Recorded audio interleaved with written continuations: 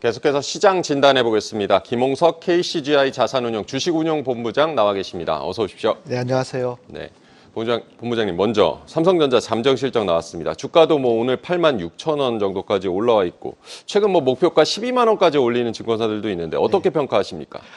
저는 실적이 사실은 기대치보다 좀 많이 나왔습니다. 네. 그러니까 원래는 한 8조 원대의 보통 영업이익이 나오지 않을까 이렇게 다들 시장에서도 보고 있었었는데 오늘 잠정 실적은 10조 4천억이 나왔거든요. 그러니까 물론 그 2022년도에 이제 반도체 경기가 이제 꺾기 시작해가지고 이제 작년에 최저점을 이제 찍고 그다음에 이제 올해부터는 확실히 이제 반도체가 턴어라운드를 이제 시작하는 원년이라고 생각이 돼서 올해 내년 그다음에 2026년까지는 반도체가 계속 좋을 거로 생각을 합니다. 그럼에도 불구하고 이제 그 이번 2분기는 네. 굉장히 좀 생각보다도 더 좋게 나와서 저 굉장히 고무적인 거라고 생각하고 있고요. 근데 다만 이제 제가 볼 적엔 이제 이 분기 실적보다는 이게 계속 이제 반도체가 앞으로 2, 3년 동안은 계속 좀 좋을 수밖에 없지 않을까 이렇게 생각해서 그런 부분들이 한국 증시에는 좀 더 긍정적으로 작용하지 않을까 이렇게 생각합니다.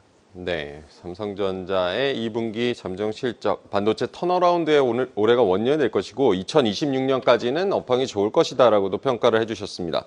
뉴욕 증시를 보면 기술주 과열에 대한 부담도 있는데 우리 시장 반도체 상승 계속 이어질 수 있을까요? 어떻게 보십니까? 저는 당연히 방금 말씀드렸듯이 이제 반도체가 이제 항상 이제 어떻게 보면 반도체 산업이라는 것 자체가 굉장히 시클리컬 하는 산업이거든요. 그래서 어떻게 보면은 이 반도체는 전통적인 이제 기술 위주고 그다음에 이제 설비 투자가 굉장히 많이 들어가는 그런 산업이다 보니까 그런 수요는 이제 리니어하게 그러니까 쭉 꾸준히 올라가는 방면에 이제 그 공급 측면에서는 항상 이제 계단식 상승을 할 수밖에 없거든요. 그러니까 설비 투자를 많이를 하면은 이제 어느 시점에서는 공급 과잉이 일어날 수밖에 없고 그러면 가격이 떨어지고 그런 불황이 오는 그러다가 이제 캐펙스 그러니까 투자가 조금 주춤하는 그러니까 2022년부터는 작년까지는 계속 투자를 좀 줄였지 않습니까? 네. 그러다 보니까 이런 부분들이 이제 결국 반도체 가격이 그래서 상승을 하고 어떻게 보면은 지금 이제 투자를 좀 하반기부터 좀 시작을 한다 그래도 실제로 반도체 생산이 이제 아웃풋이 나오는 거는 훨씬 그 이후에 내년에 하반기 이후에나 돼야 이제 실제로 물량이 나오기 때문에 그런 부분들을 생각한다면은 내년부터는 하반기에는 오히려 이제 쇼티지가 날 가능성도 있거든요. 네. 그렇게 되면은 이제 반도체는 계속 더 좋을 수밖에 없죠. 다만 이제 미국의 이제 하이테크 기업들은 인공지능이라는 약간 좀 특수한 그런 좀 펜트업 디맨드가 좀 있었던 상황이에요. 네. 그런데 이런 부분들은 오히려 좀 꺾일 수도 있기 때문에 이게 그런 부분에서는 이제 디램 사이클하고 이런 반도체 전반적인 이제 그런 사이클하고는 조금 달라지는 모습이 좀 보일 수도 있다고 생각합니다. 그래서 일시적이긴 하겠지만은 미국의 어떤 이런 AI 붐이 조금 쿨다운이 되는 시점에서는 조금 증시가 미국 시장 위주로는 좀 조정을 받을 수도 있겠다고 생각을 합니다. 그러면은 그 여파로 아마 단기적으로는 국내 반도체 삼성전자나 하이닉스를 비롯해서 일시적으로 조금 하락하는 조정을 받는 그런 국면도 올 수는 있다고 생각을 합니다. 하지만 저는 그렇다고 하더라도 그거는 이제 단기적인 조정에 그칠 거고 그 반도체의 어떤 그 큰 상승의 흐름은 그래도 한 2년 이상 계속 좀 가지 않을까 이렇게 생각을 해서 만약에 그런 조정장이 오면 그때는 조금 더 오히려 바잉 오퍼튜니티 좋은 기업을 싸게 살 수 있는 매수 기회가 되지 않을까 이렇게 생각을 합니다. 네, 미국의 AI 붐 쿨다운 시점에서는 반도체가 조정이 나올 수도 있지만 대세는 상승이다. 2년 이상 갈 수도 있다라고도 전망을 해주셨습니다. 일단 삼성전자 실적 이벤트는 넘겼고요. 시장에서는 미국 6월 고용 보고서 오늘 밤에 나올 텐데 주목하고 있습니다. 미국 고용 지표들 보면은 최근에는 좀 냉각되는 신호가 나타나는 것 같기도 하고 고용 어떤 상태로 보십니까? 저는 그 고용이 사실은 그동안은 이제 너무 좀 과열됐다 이렇게 좀 생각을 하고 있습니다. 그러다 보니까 이제 인플레이션도 안 잡히고 있고 어떻게 보면은 지금 같은 상황이 이제 고용이 이제 본격적으로 좀 쿨다운되는 그런 시기가 좀 오지 않았나. 그래서 어떻게 보면 이게 연준이 좀 의도한 바대로 지금 고용 시장이 조금 이제 좀 안정돼가는 그런 그 흐름이 좀 돼서 이제 어떻게 보면 금리 인하를 할 수 있는 기반이 하나씩 이제 조금씩 만들어지는 게 아닌가 이런 생각이 들고요. 다만 이제 고용 시장이 이제 본격적으로 확 악화되기 전에 네. 소비가 먼저 좀 더 악화가 돼야 되고 있는데, 돼야 되는 것이 먼저 선제가 돼야 되는데, 네. 아직은 그렇게 소비가 확 악화되는 건 아니고, 이제 쿨다운 되는 정도로 보여져서, 먼저 소비가 좀 먼저 이제 의미 있게 조금 좀 줄어드는 그런 모습, 아니면 조금 슬로우 다운 되는 부분이 먼저 좀 확인이 되고, 그 다음에 좀 더 고용이 좀 악화되는 것이 후행적으로 좀 일어난다고 보여지면은, 아직은 그 고용 자체가 그렇게 크게 뭐 문제를 일으키는 시점까지는 아직 오지는 않았다고 생각을 하고 있습니다. 네, 고용 시장도 진단을 해봤고요. 파월 의장의 디스인플레이션 언급에 금리 인하 기대감은 어쨌든 좀 커지고 있는데 이달 말에 이제 7월 FOMC가 있지 않습니까? 7월 FOMC는 어떻게 예상하십니까? 저는 뭐 시장에서는 예를 들어서 굉장히 또 비둘기적인, 어떻게 보면은 파월이 뭐 금방 뭐 금리를 인하할 것처럼 이렇게 얘기를 해주기를 네. 되게 좀 기대를 하고 있는 것 같아요. 근데 제가 말씀을 드린 거는 사실 그게 좋은 거는 아니거든요. 뭐 단기적으로는 그게 시장에서 막 환호할 수도 있겠지만은, 금리를 인하를 하겠다는 것 자체가 사실은 본격적으로 경기가 하락할 수 있다는 그런, 아니면 이미 하락을 했다는 거를 네. 어떻게 보면은 이제 확정을 짓는 약간 그런 행동이 될 수가 있기 때문에, 저는 오히려 7월 FOMC에서 더 좋게 보는 거는, 여전히 고용 시장이 조금 슬로우 다운 한 거는 맞지만은 여전히 그래도 뜨겁다. 그리고 소비도 여전히 굳건하다. 그리고 인플레이션이 2%로 확실하게 잡히는 것까지 아직은 조금 더 많은 데이터들을 좀 더 확실히 보고 싶다라는 이런 정도의 약간 좀 호키시한, 네. 예, 약간 좀 매파적인 그런 코멘트가 사실은 나오는 것이 저는 증시에는 더 좋은, 저는 거라고 생각을 하겠습니다. 그렇게 되면은, 만약에 그렇다면은 시장은 단기적으로는 금리 인하가 올해 없을 수도 있겠다, 아니면 한 번에 그칠 수도 있겠다라는 그런 생각이 있어서, 좀 단기적으로는 약간 뭐 원하지 않는 그런 걸 수도 있겠지만, 증시로 보면은 그렇게 될 경우에는 이제 연착륙이라든지 뭐 약간 경기가 슬로우 다운 되는 것도 올해가 아니고 내년 이후로 미뤄진다는 얘기이기 때문에, 증시는 S&P 500을 비롯해서 최고가를 계속 경신하면서 더 강세장으로 갈 가능성이 있어서, 오히려 그게 더 긍정적인, 저는 시나리오라고 저는 생각을 하고 있고요. 근데 만약에 파월 의장이 좀 더 이제 인플레이션도 이제 또 끝났고, 고용 시장도 이제 본격적으로 좀 슬로우 되고 다운이 됐고, 소비도 이제 좀 악화되는 모습들이 보이고 있어서, 확실히 이제 9월부터는 금리를 내리겠다라는 약간 그런 식으로 나오면은, 시장에서는 드디어 금리가 인하되는구나 하고 증시에서 좋을 거라고 생각하지만은, 저는 오히려 그거 증시에는 굉장히 약간의 좀 옐로우 사인, 조금 좀 이제는 좀 증시에 조정이 올 수 있는 그런 조건들이 만들어져 있기 때문에, 오히려 더 저는 좋지 않다고 그렇게 생각하고 있습니다. 네, 일단 7월 FOMC에서는 매파적인 코멘트가 나오는 것이 증시에는 더 좋을 수 있다라고 언급을 해주셨습니다. 말씀하신 대로 뭐 지금은 어쨌든 기대감에 있는 국면인데, 금리 인하가 실제 단행되면 증시가 조정받을 수 있다는 우려, 뭐 조금 힌트는 주신 것 같지만, 금리 인하 이후의 증시 흐름은 어떻게 예상하고 계십니까? 그러니까 저는 이제 증시를 보통 이제 본격적으로 실제 인하를 하면, 네. 그 다음에는 이제 시장에서는 뭘 걱정을 하냐면은, 이제는 정말로 경기가 슬로우 다운 하는구나. 경기가 이제 조금 만만치 않다. 그리고 기업 실적에 대한 또 생각을 하거든요. 그러면 기업 실적도 예전만큼 그렇게 좋은 실적이 안 나올 수도 있겠다라는 또 걱정들을 하기 때문에, 사실은 금리를 본격적으로 인하한 이후에 경기도 조금 안 좋아지고 그러면 기업 실적에 대한 또 우려, 그런 감 때문에, 그러다가 어떻게 보면은 그동안에 이제 밸류에이션이 네. 좀 많이 비싸져 있지 않습니까? 그동안 주가가 계속 많이 올랐기 때문에, 네. S&P도 이제 사상 최고가를 계속 경신하고 있기 때문에, 그런 부분들을 종합해서 보면은 증시가 확실히 그 실제 금리 인하 이후에는 더 조정을 받을 가능성을 더 크게 봐야 된다고 저는 생각합니다. 네, 금리 인하 이후에는 기업 실적에 대한 우려도 부각될 수가 있고, 어쨌든 조정 가능성이 높다는 쪽으로 전망을 해주셨습니다. 우리 시장 얘기도 좀 해보겠는데요. 연고점 뭐 경신하고 있지만 좀 본격적인 상승 추세로 하기는 뭔가 좀 확신이 부족한 느낌도 있습니다. 이런 시장 상승, 뭐 지수 리레이팅을 위해서 어떤 조건들 좀 필요하다고 보십니까?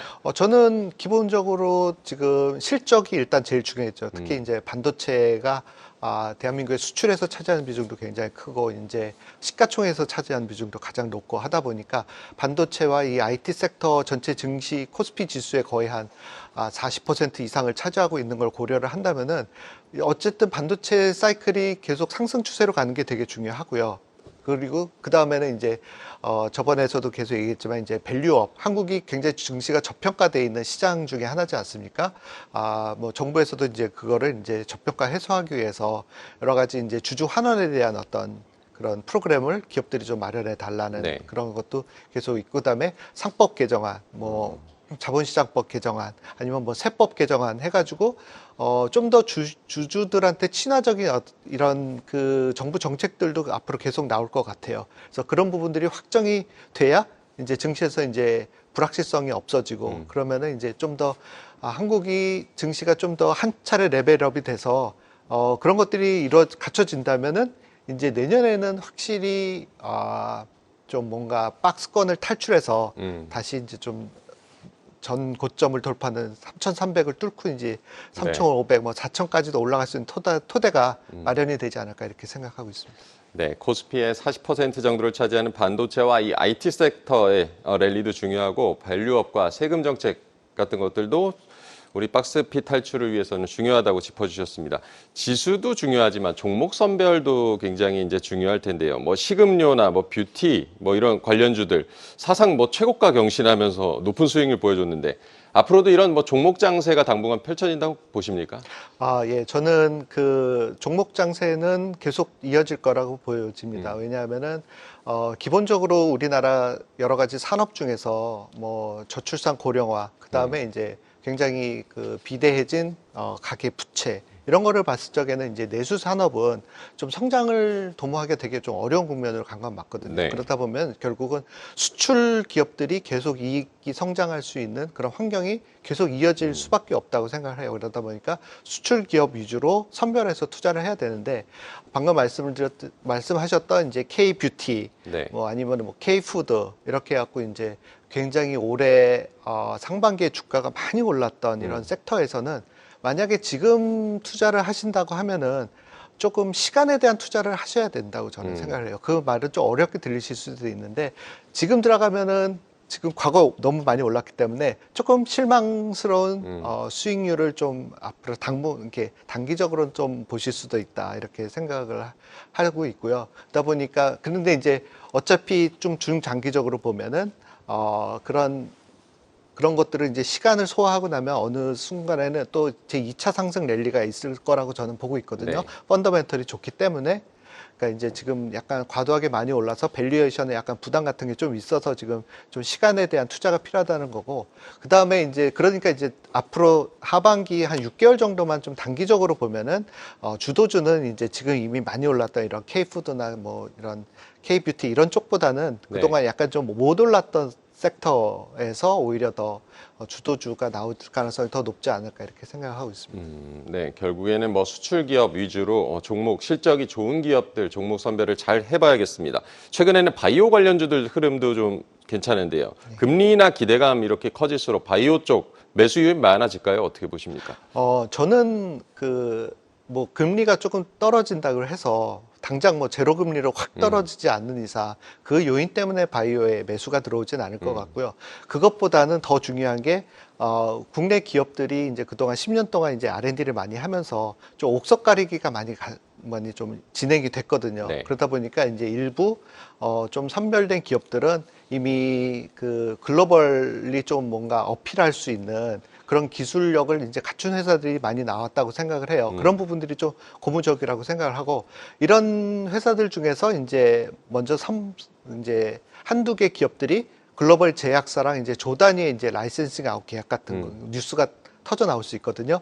그러면 그런 뉴스가 이제 본격적으로 이제 그 투자자들이 이제 바이오 주식을 대거 매입할 수 있는 그런 계기가 될 수 있다고 저는 생각을 해서 금리 인하보다는 오히려 그런 뉴스 플로우에 더 저는 그 희망을 걸고 있습니다. 네, 바이오 기업에도 관심을 가져보면 좋을 것 같고요. 이번 주에는 뭐 KB금융이 사상 최고가 뭐 경신하기도 했는데 하반기에도 이런 밸류업 관련 종목들 기대감 여전할까요? 어떻게 보십니까? 예, 저는 기대감이 여전할 거라고 생각을 가지고 있고요. 왜냐하면은 지금 뭐 KB금융지주도 방금 말씀드렸지만은 주가가 많이 오른 거는 사실입니다. 그렇지만 여전히 네. 그 밸류에이션 측면에서 보는 글로벌 금융 섹터의 이제 리딩 은행들이나 뭐 이런 거랑 비교해서 보면 터무니없이 저평가를 받고 있거든요. 그래서 그런 거를 뭐 우리가 뭐 같은 밸류에이션을 받아야 된다는 건 아니지만은 다른 섹터에서 받는 정도의 디스카운트 정도만 받는다고 가정하더라도 올라갈 수 있는 룸은 엄청나게 많이 남아 있다라고 생각을 하고 있습니다. 그래서 뭐 여러 가지 뭐 악재들이 사실은 뭐 있기 때문에 어떻게 보면 뭐 저평가된 요인도 있지만은 앞으로 그런 부분들이 하나씩 이제 해결해 나가는 모습을 보이면서 이제 좀 밸류에이션 리레이팅 네. 주가가 좀 원래 받아야 될 가치를 좀 더 받게 되는 그런 좀 계기가 계속 이어질 걸로 저는 생각을 합니다. 네, 은행주, 뭐 금융주 만년 저평가주라는 평가도 있었는데 앞으로 좀 달라질지도 좀 봐야겠습니다. 최근에 뉴욕 증시에서 테슬라가 반등 흐름이 좀 나타났는데 국내 2차 전지주들도 좀 탄력을 받고 있고요. 테슬라와 또 2차 전지 전망 어떻게 보십니까? 되게 어려운 질문, 제가 받았던 질문 중에 가장 어려운 질문이었는데, 테슬라는 장기적으로 한 10년 정도를 보면은, 전기차가 아무래도 그때는 좀 대세가 아무래도 될 것 같은 생각은 하고 있습니다. 그리고 그 전기차가 주력이 될 때 테슬라가 주요 메이저 업체로서 하나 자리매김하는 거는 맞는 것 같아요. 네. 근데 이제 그렇게 뭐 10년 후에 어떤 그런 장기 전망을 하지를 않고 네. 만약에 이제 향후 뭐 6개월, 1년 정도의 이제 좀 단기적인 시각으로 보자 그러면 테슬라는 이미 바닥에서 많이 상승을 했거든요. 그런데 사실 2분기의 딜리버리가 예상보다 좀 좋았다고는 했지만은 그게 과거 이제 1, 2년 전에 막 엄청난 매출 성장세를 보인 거랑 비교해 보면 여전히 그 실적은 사실 그렇게 좋은 편은 아니거든요. 네. 작년 같은 대비로도 사실은 여전히 그만큼 뭐 매출이 일어나지가 않는 상황이고 그러다 보면은 이렇게 굉장히 고성장을 하는 시기가 이미 지났기 때문에 지금부터 더 추가적으로 이제 주가가 많이 오를까를 기대하기보다는 조금 지금부터는 조금 현실적으로 좀 전기차에 대해서는 약간 좀 시간을 좀 더 가져야 된다라고 저는 생각을 하고 있습니다. 그리고 뭐 국내 2차 전지도 뭐 그렇지만 제가 가지고 있는 시각이 국내 이제 2차 전지 배터리들이 NCM에 너무 지금 다 올인이 돼 있거든요. 네. 근데 지금 그것보다는 오히려 국제적으로는 그 수요가 자동차 업체들의 수요는 좀 더 가격이 훨씬 싼 그 LFP 배터리에 좀 더 포커스가 지금 돼 있어요. 그러다 네. 보니까 그러면서 좀 힘겨운 싸움이 좀 되지 않을까 이렇게 생각을 하고 있습니다. 그리고 밸류에이션도 사실 실적에 비하면은 아직도 저는 비싸다고 생각을 하기 때문에 투자 매력도가 이렇게 높다고 생각하지는 않습니다. 전기차와 2차 전지 아직 뭐 시간이 좀 필요하고 그렇게 투자 매력이 높은 수준은 아니다라고 짚어주셨습니다. 몇 개 섹터를 좀 얘기를 해봤는데 하반기에 또 눈여겨볼 만한 섹터 뭐 추천해 주실 게 있을까요? 저는 뭐 수출주가 계속 좋은데 그 중에서도 지금 좀 하반기에 그동안 좀 약간 좀 소강 상태에 있었던 뭐 방위산업 네. 관련된 종목들도 저는 좀 유망하다고 보여지고요. 그 다음에 또 하나는 이제 조선산업이 좀 하반기 연말 그 다음에 내년으로 가면은 저가 수주 했던 것들이 이제 다 소화가 되고 이제 그 좀 비싼 가격에 수주를 했던 것들이 본격적으로 이제 딜리버리 제작과 이제 딜리버리로 가면서 이제 실적이 개선될 그런 이제 그 국면으로 전환이 되기 때문에 네. 조선주를 이제 지금 좀 유망하게 좀 봐야 된다 이렇게 생각을 하고 있습니다. 네, 하반기에 눈여겨볼 섹터 수출주 그중에서도 방산과 조선업에 대해서 눈여겨보라고 조언을 해주셨습니다. 미국 대선도 슬슬 다가오고 있는데 지난주 TV 토론 이후에 뭐 국채금리 급등해가지고 깜짝 놀랐었는데요. 미국 국채금리나 뭐 외국인 수급은 좀 어떻게 전망하십니까?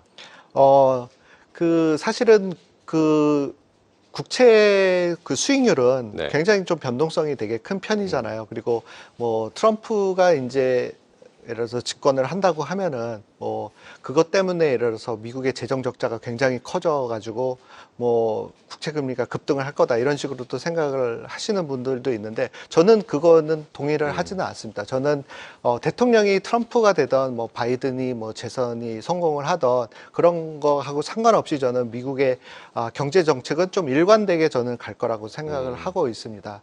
그리고 어차피 경기가 계속 장기 전망이 좋으면은 금리는 높게 유지가 될 거고, 그다음에 장기 전망이 조금 이제 슬로우 다운 하게 되면은 금리는 약간 좀 하향 추세를 보일 거라고 생각을 하는데, 지금 어떻게 보면 지금 이제 금리 상승기에서 이제 금리가 하락하는 기대로 가면은 자연스럽게 이제 장기 금리도 조금씩 하향하는 추세로 가는 게 맞다, 이렇게 보이죠. 그 얘기인 것은 장기 국채에 대한 수요는 꾸준히 계속 늘어날 수 있다라고 보여집니다. 다만 이제 문제는 단기 금리가 좀 더 빨리 떨어지면서 이제 장단기 금리가 이제 본격적으로 이제 역전이 됐던 것이 다시 이제 정상화가 되는 그런 국면들은 좀 의미가 있기 때문에 그런 것들은 좀 계속 확인을 하시는 것이 좋다고 생각합니다. 네, 미국의 경제 정책 뭐 대선과 상관없이 일관성을 가지고 갈 것으로 전망을 해주셨고, 경제 지표에 더 주목을 해봐야 된다라고도 조언을 해주셨습니다.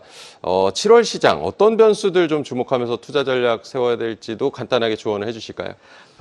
뭐 사실은 가장 중요한 거는 어떻게 보면은 미국의 펀더멘털의 이제 변화죠. 경제 펀더멘털. 그러니까 소비가 계속 잘 되는지, 그 다음에 이제 미국에서 지금 문제가 지금 가장 되고 있는 게 이제 결국은 상업용 부동산의 부실 부분이잖아요. 네. 그러니까 이제 상업용 부동산의 부실 부분이 이제 금융 섹터에까지 이제 영향을 주는지, 지금 지방은행들이 이제 그쪽에 대출도 많이 해준 걸로 알고 있고, 여러 부동산 펀드들도 이제 상업용 부동산에 이제 많이 이렇게 투자를 많이 해놓은 것들이 이제 하나둘씩 이제 만기가 이제 돼 가면서 이제 청산 시기가 이제 도래하는 걸로 알고 있는데, 네. 그런 부분에서 이제 결국은 그동안은 이제 평가 손실이었다면 이제 그거를 실현 손실이 되는 이제 시기가 오는 것들이 좀 있기 때문에 그런 부분들을 조금 좀 봐야 될 것 같습니다. 좀 주의해서.